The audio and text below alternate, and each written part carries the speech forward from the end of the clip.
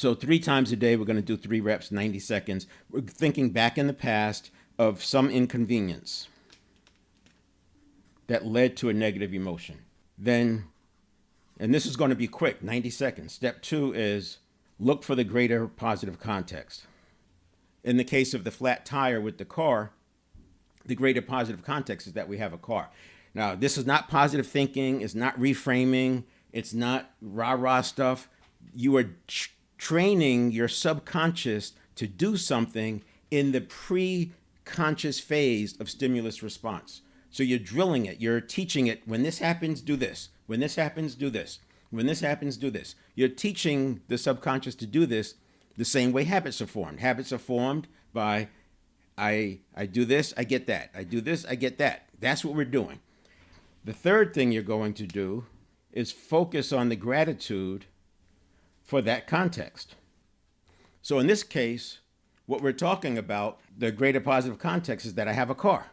Now, at one point, having a car was probably a goal. If you don't have a car, then you come up with your own example. At some point, that positive, that context of a car was a goal, and by the subconscious learning to look for the positive, the greater positive context, once it sees that, oh, that inconvenient thing is part of this greater positive context, and it was a goal, then it's no longer a threat. I'm going to go look for some other threats. And by doing that, and then come up with 2 more.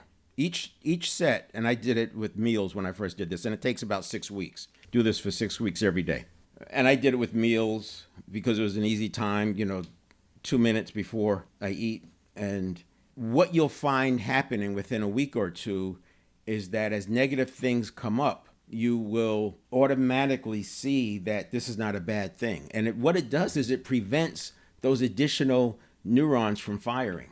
It stops them in their tracks because it's not a threat. So it takes a different path. It looks for something else. That's okay. It's like a hunter-gatherer coming up to another figure on the trail, and they're first thinking, is this an enemy? Is it a threat? Is it what's going to happen? Does he have weapons? This exercise teaches us that those things that are aligned with our vision, that's what ends up happening, right? If it's aligned with the vision, then it's okay. It gets to pass.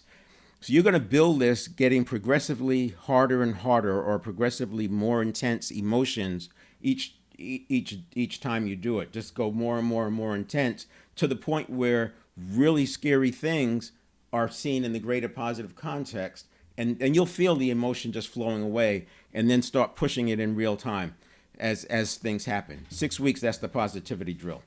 And by the way, so when I talk about this, I have to remind people that you actually have to not only have to do the work, but you're going to be aware that things are going on